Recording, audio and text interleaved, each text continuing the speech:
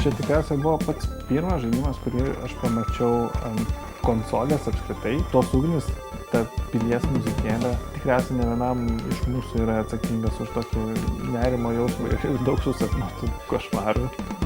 Bumba! Ką tu čia darai? Grybus daugiau.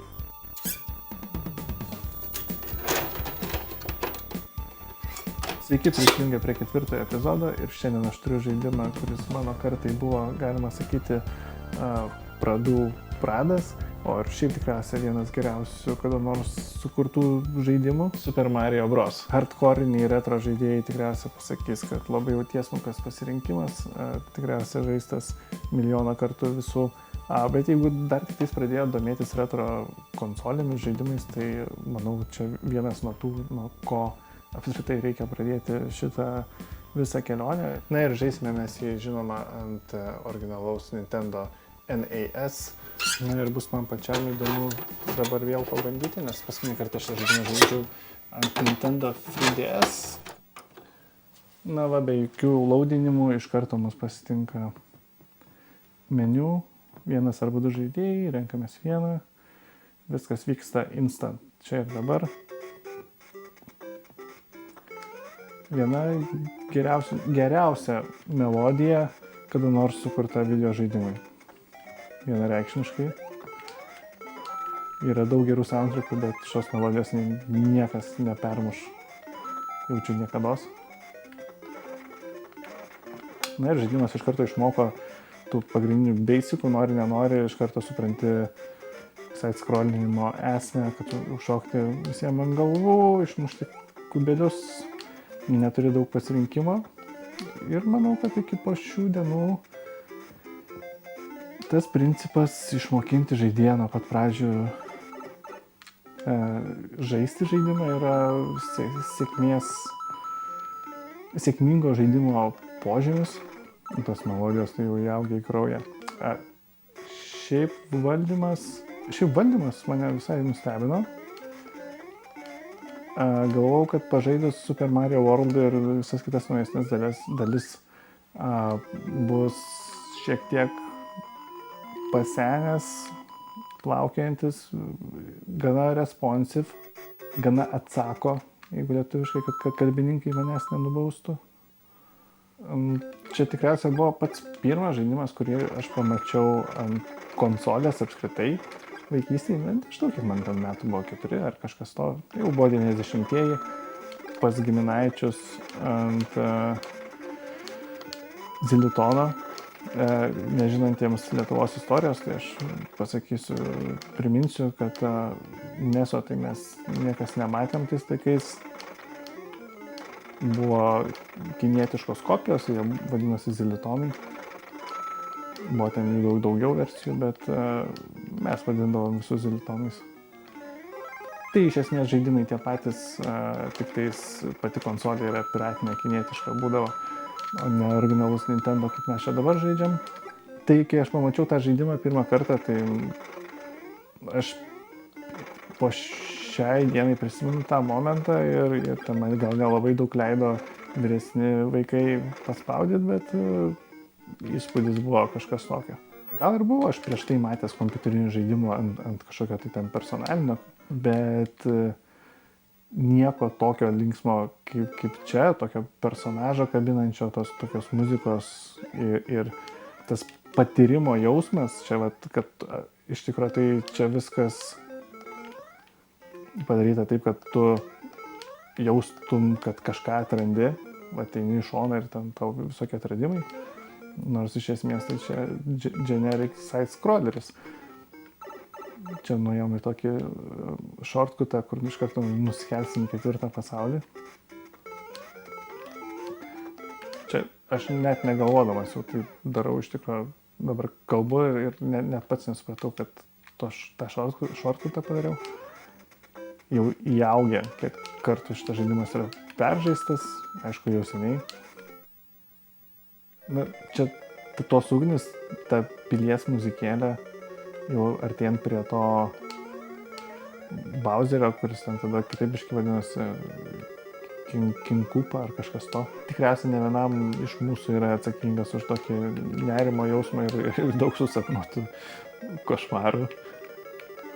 Tai dabar kelia tikrai įtampą. Taip, mes peršoksim šitą Mikadėjevą. Senas geras triukas. Visat suveikia.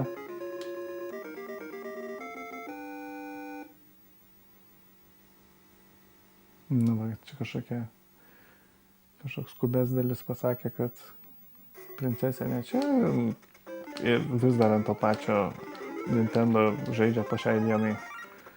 Visi Mario visiškai tas pats. Suvalgai gėlę, šaudai ugnį, valgai grybą, užaugi. Neįsivaizduoju, ką Miyamoto, kurdamas šitą žaidimą, galvojo tais laikais. Kaip gali šauti galvą, sugalvoti santechniką, landžiantį vamzdžius, valgantį grybus, gėlės ir šaudantį iš ugnies. Nu, tas sušis, kurį suvalgė, tai matyt jau buvo galiojimas pasibaigęs kurį laiką. Šiaip dar norėčiau pastebėti, kad spalvų paletė tai gana unikali. Tai tokios mėlynos, žalios ir rudos. Tas derinys jisai... Nežinau, tikriausiai nelabai atsikartojęs kokiam žaidime. Čia dar tikrai ne visos NESo galimybės išnaudotos, nes kaip matėm Super Mario Bros. 3, tai tas žaidimas atrodo visą galvą aukščiau vizualiai, bet matyt jie dar iki tuo metu gal nemokėjo išnaudoti tų visų galimybių. Ko nekenčiu, tai šitų povandeninių lygių, bet kokiam žaidime. Povandeninių ir su sniegu. Sniego tai tikriausiai dar nebus, bet nors tada vaikui įspūdingai atrodė šitie dalykai. Toks game changeris šitam visam settinge. Man visai įdomu, kas ten ta kaukolė. Ten tikriausiai grybas, bet atrodo tai kaip kaukolė ant tos vėliavėlės. Šiaip kaip 8 bitų konsoliai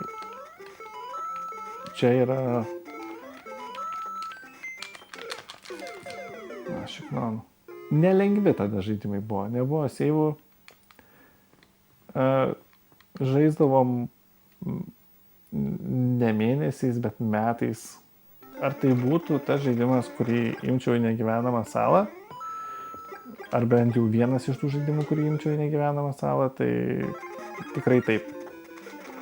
Ne tik iš tos gal sentimentaliosios pusės, kad tai gal pirmas tas žaidimas, kaip pasakau, kur mačiau ant konsolės. Bet apskritai, jisai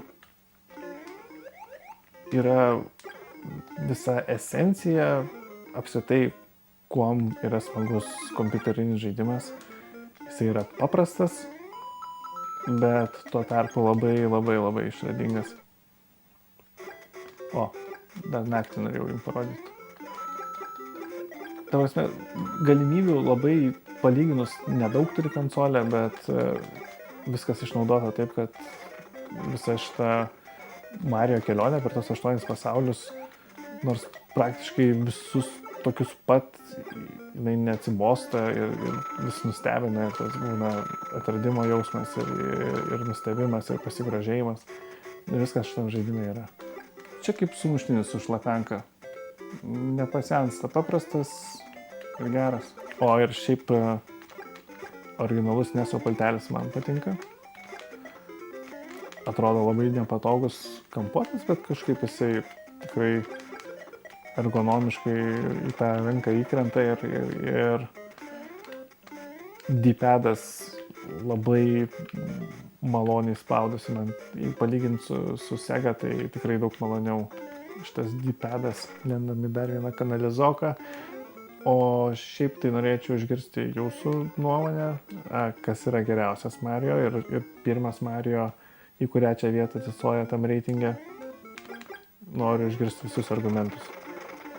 Aš asmeniškai tai dėčiau į 2 arba 3 vietą, tai man Super Mario World, aš jį palyginus relatyviai neseniai sakykime, 7 gal metų bėgį esu perėjęs, tai ten tiek kontento, kad tiesiog sunku jo nedėti į pirmą vietą, nes jis atitinka šių dienų modernių žaidimų standartus. Antroji vietoj tai dėčiau arba šitą, arba Super Mario Odyssey. Šitą iš istorinių sumetimų Super Mario Odyssey kaip nuostabų modernų žaidimą. Na, bet šitas į top 3 tikrai patenka. Tik po to man eitų Super Mario Bros 3. Apie antrą dalį ten iš viso nekalbu. Na va, su žvaigždė viską nuniokosim. Galim tom ir pabaigti.